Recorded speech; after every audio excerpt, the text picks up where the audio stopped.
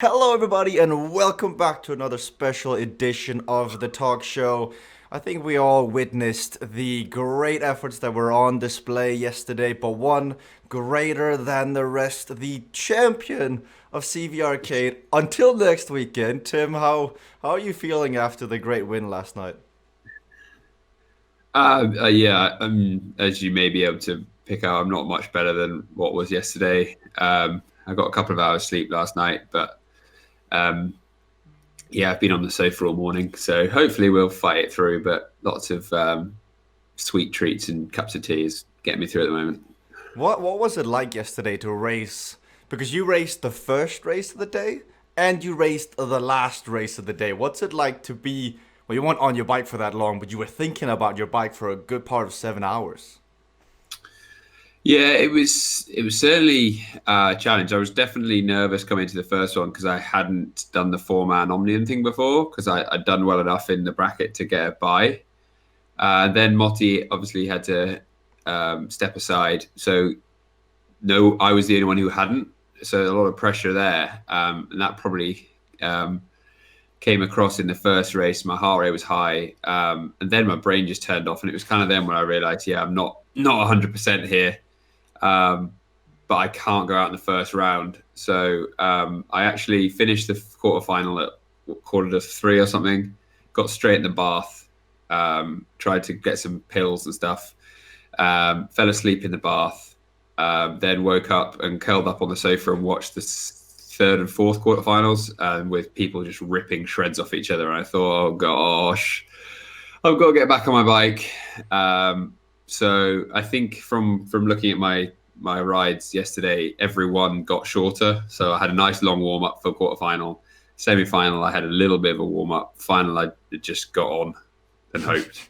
So it was a long day, but it was good, and it was like I watched all of it, so it was really engaging for that time as well. It wasn't exactly a walk in the park for you either, because we watched the quarterfinals. You crashed. Nigel pushed you to the edge. Allison was up there. Then the semifinals, Nigel and Ben. If it wasn't for your dark matter velo, like you really came through and you succeeded when you needed to, but the other riders were kind of putting the pressure on you.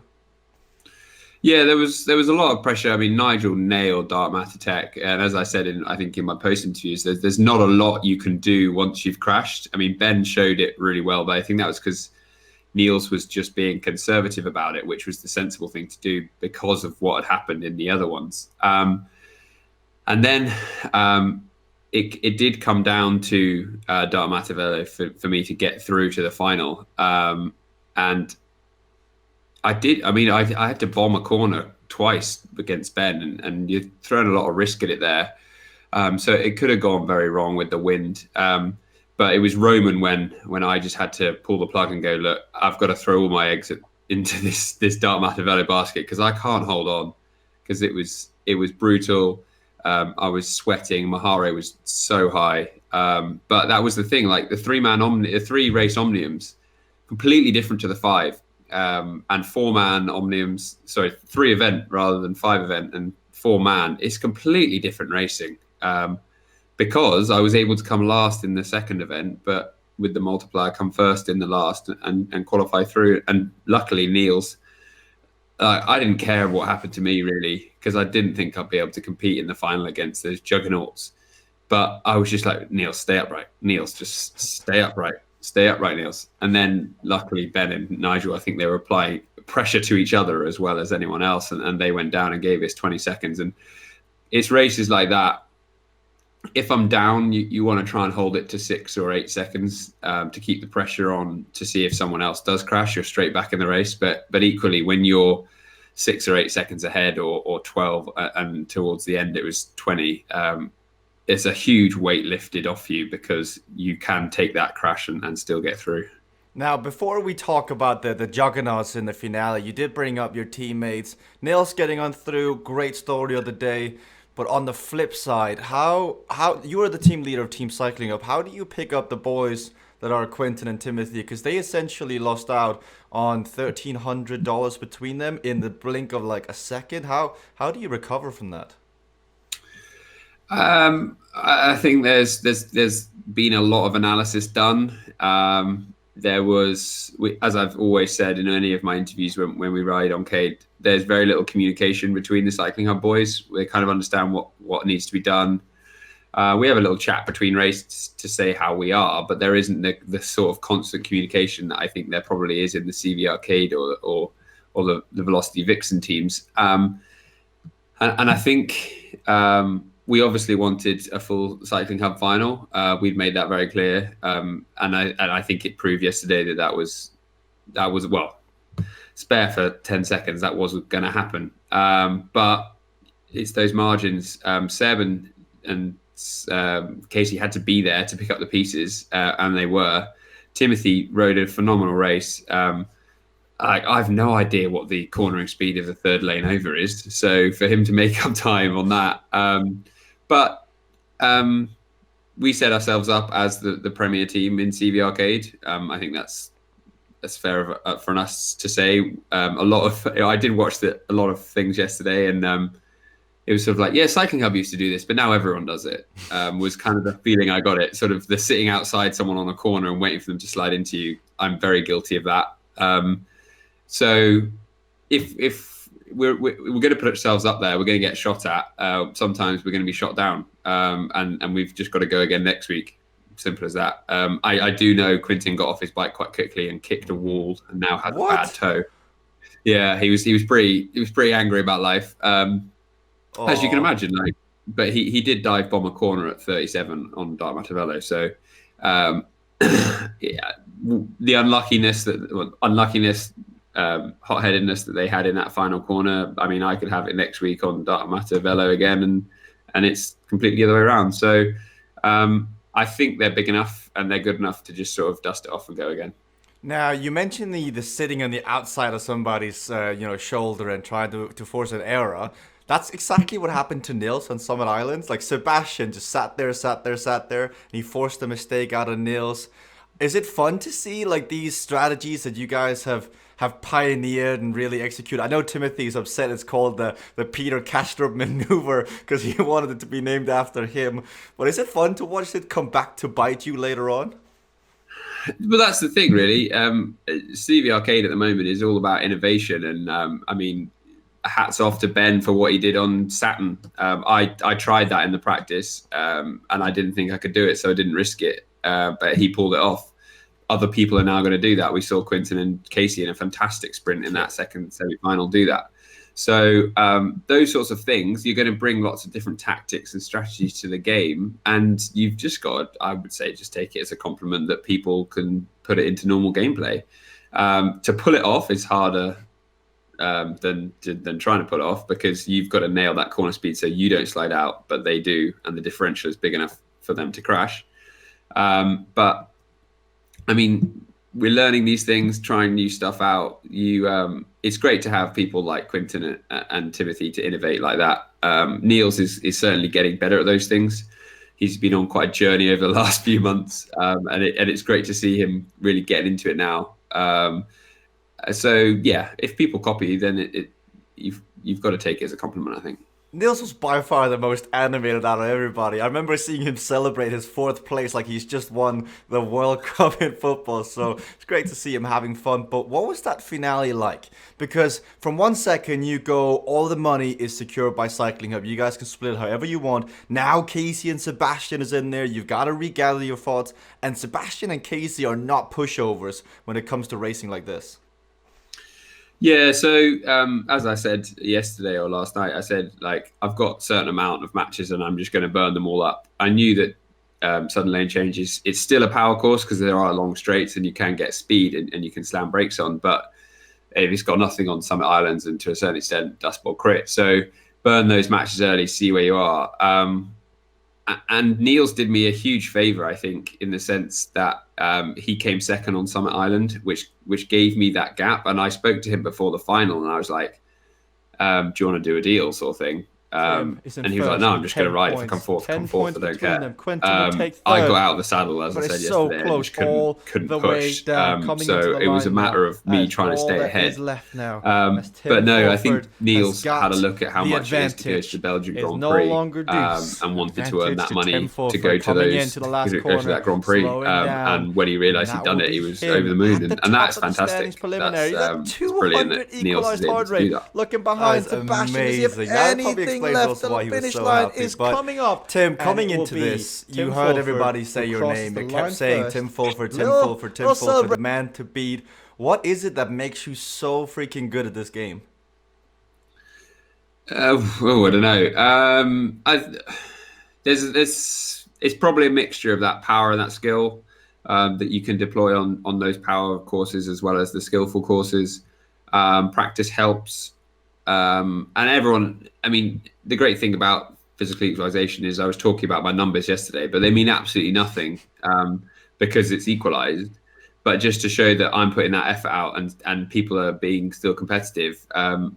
There was a member of the community that said that we should perhaps do a sort of exhibition unequalized race. No. And 6 months ago, I'd have been like, yeah, that's great. And now, because CVRcade has made me fitter, I'd be like, no, that would be a bloodbath. And that's what's great about it. All the races were so close yesterday. People were taking chunks out of each other, but you've also got to maintain that composure and skill. I mean, I was nervous coming into it because you're watching 7 Omniums on Tuesdays and Thursdays, and you're just like, how am I what's gonna? I have no idea what's gonna happen. But you've just got to take the situation and not be too hard and fast on your strategy. I think you've got to be able to adapt that because a crash can happen. Like Ben turned into me on Saturn. I'm like, what are you doing, man? But you've got to be able to react to that. You've got to expect a crash where there isn't one. That crash though was heartbreaking because we had on the broadcast we had the side by side view and he is clear, but due to the abilities it just changes everything you do know about the game. So the wind at your back and that just made that turn impossible. But now Tim, you have the crown, which means on next weekend when we race for the $5,000, etc., and the title of the CVRcade World Cup champion. They're all going to be gunning for you even more than yesterday. Next week, they're going to bring up the A game. What does that mean to you? That's fine. I'm happy with that. I'm not, as I said, you need some power, you need some skill, but most of all, we're equalised. So anyone can come in next week and knock me off. It's up to me to put up a fair defence. I'm not just going to roll over. But I mean, we've seen massive leaps forward from Ben has got so much better after his first win a couple of weeks ago. Nigel has come on leaps and bounds. Peter's refound some form. Like, I never trust a word that comes out of Seb's mouth because he will just rip your legs off. Casey's still a huge performer. And then you've got the likes of Kayla, who's coming back off a bit of injury. Vanessa can completely mess up your day by just having an absolute flyer. Alison,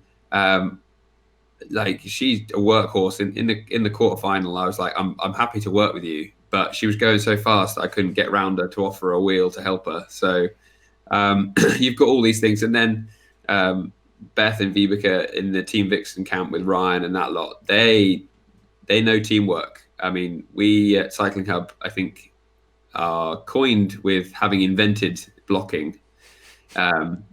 But I think they're trying to take our mantle off us, which is brilliant, and I'd really like that. But we'll see. We'll see what next weekend brings. We'll give it our best. For sure, Timothy and Quintin are going to be smart after what happened. So I'm going to have competition within the team, not let alone in the whole game. What do you think the future is ahead for the platform? Because both you and I, we've been involved for a bit over a year now, and we've seen leaps and bounds. Now, this is the first ever CVR World Cup on Cade, and this was just the inaugural one. There'll be at least another one in the next season with more prize money. How do you think the platform is going to develop as we head into next year and come next winter season? I think from that perspective, you're going to have a lot more people on the platform. People are going to be wanting to get a piece of this. So you're effectively going to be doubling, tripling, quadrupling, timesing 100 the amount of powerful and skillful people that are on the platform, which just means that to be that top 1 or 2% that gets really successful in CVRcade and in the CVR World Cups, you're just going to have to constantly improve, know how to race a certain course perfectly. I mean, doing a low 28 with Dark Matter Velo, or knowing when to work and when not to work on a dust bot crit, those sorts of things you're going to need to have nailed down.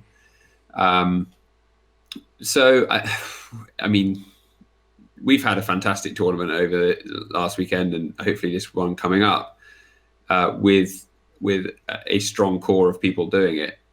Times that by 100, and you're going to have an epic tournament. I can't wait for that, and I hope to see more people in because we've seen Johnny Rocket. I mean, Tim, he's a good friend of yours. I know you're in conversations with him. It's been a breath of fresh air to have him on the platform and having racing with us. It is, yeah. I've obviously raised him on other platforms, and I think he's a bit like me. He doesn't really know when to say no or stop, maybe. But yeah, no, he's brought, and I don't know whether this is because he's going through the sort of qualifications up to Cade Mastership, but he's brought a new dynamic that really is going to annoy people. Well, you did it to Ben. Yeah, I did it to Ben, but that was to get. I did. Well, I did it to Ben. Everyone thinks I did it to Ben to help Niels, and we will go with that as the party line. However, I did it to Ben just to help me get up the hill, so I didn't get dropped. But yeah, I mean, but to carry that off repetitively, you have to have 1200 equalized watts, which isn't going to happen very often for people. So much like a high cadence race or a low cadence grind, your body has to be prepared and ready to do what Jonathan is able to do. So not everyone will be able to do it. And I think those tactics are going to become more obvious, and you're going to have a sort of playbook on every single competitor in your heats and your omniums, because the way that Seb beats you is completely different to the way that Kayla will beat you, is completely different to the way that Ben or Niels is going to beat you. And you've got to know that and how they're going to come at you. And then you've got to add all of the races together and just see what happens. So yeah, lots of dynamics to try and learn and take on board. And then you've got to try and apply your own so that you can win. Well, thank you, Tim, very much for your time. I understand you are a busy man. $3,000 richer, crown on your head. Now, next week we go again. $5,000 is on the line. Everyone will be gunning for you, but I'm sure we'll see you up near the top again. Thank you so much. If you've enjoyed listening to this, whether it's on YouTube, Spotify, iTunes, Podbean, leave us some feedback over in the CVRcade Riders group. We always love hearing back from you guys. I mean, I can't wait to watch what happens next week. 7 hours just flew by in the blink of an eye, and I'm sure whatever is planned for Saturday and Sunday, as it becomes more public this week, it's gonna be great. It's a redemption tour for many, but for Tim, it's a chance to really stamp down on your authority. Thank you very much for your time, Tim, and good luck next weekend.